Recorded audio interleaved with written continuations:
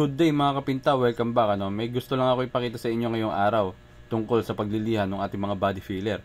So dito, ginagawa natin ay nagliliha tayo ng ating body filler at yan yung pag-uusapan natin ngayong araw. At kung paano natin dinidiskarte yan, yung pagliliha ng ating body filler. At pasensya na kayo mga kapinta, naging busy lang tayo nitong mga nakaraan linggo dahil may tinapos lang tayong project at ngayon lang tayo nakapag-edit at nakapag-upload. So ayun na nga mga kapinta, tungkol sa pagliliha ng ating body filler, pag-uusapan natin yan ngayong araw. Kung makikita nyo dito, tapos na natin ito i-primer at nabatakan na natin ito ng ating body filler.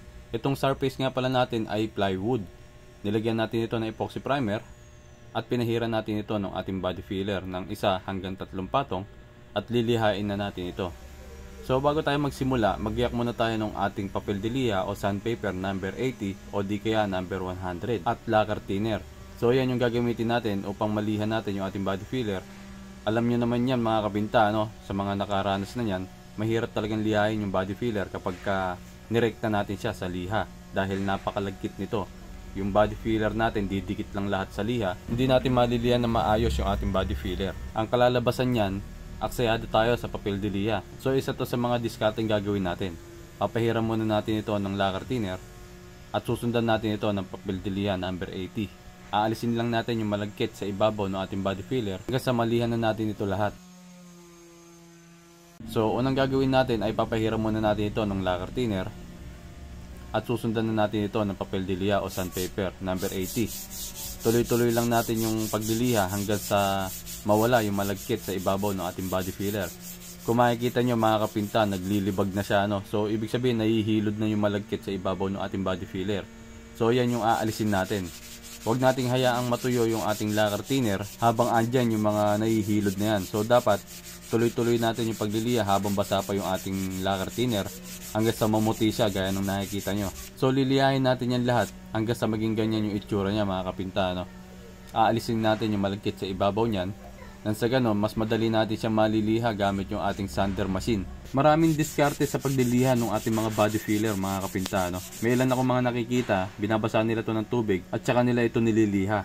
Ang hindi nga lang maganda ron mga kapinta, kahoy o plywood yung surface ng ating nililiha. So kapag nababad sa tubig yung ating body filler, lalamig yung ating body filler, ganun din yung ating kahoy o yung ating plywood. At kapag nangyari yun, may tendency na mag-moist yung kahoy natin at maaaring bumitaw yung ating body filler. Sa madaling salita, magpe-penetrate yung tubig natin sa ating body filler. O di kaya direktang nababasa yung kahoy natin, mas lalong delikado yung mga kapinta. Mas malaki yung chance na bumitaw lahat ng ating body filler dito sa ating kahoy.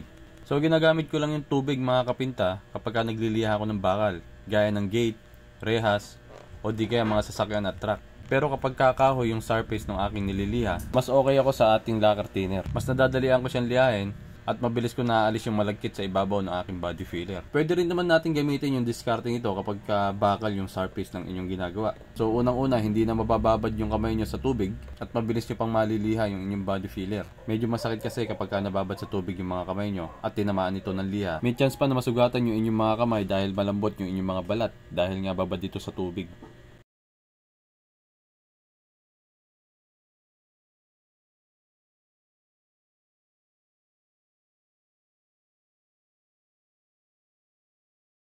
So balik tayo sa video mga kapinta. Matapos natin maalis yung malagkit sa ibabaw ng ating body filler gaya ng nakikita nyo sa video natin ngayon, pwede na natin itong gamitan ng ating papel de liha o sandpaper number 120 hanggang 220 gamit yung ating sander machine. Tip lang mga kapinta, kapag nagmamasilya kayo o nagbabatak kayo gamit yung inyong body filler, hanggat maaari iwasan nyo na magkaroon ng resulta yung inyong batak at mga tinga sa mga sulok ng inyong binabatakan. Sa ganun, hindi na tayo mahihirapan kapag lilihain natin ito.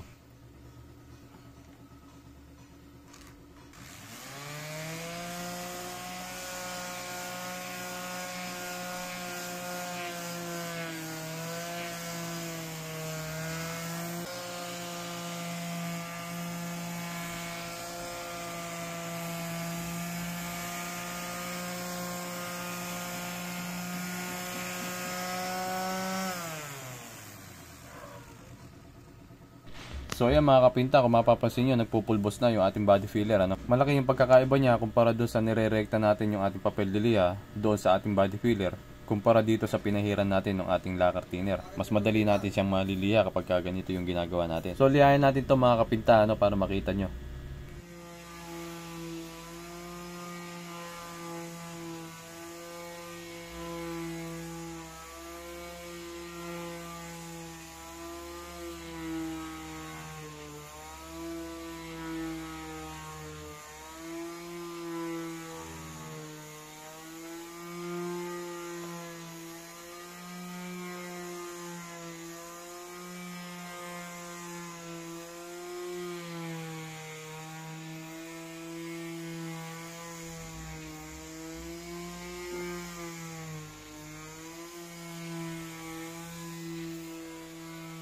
So ayan, pansamantala hanggang dito na lamang muna ang ating step by step video mga kapinta.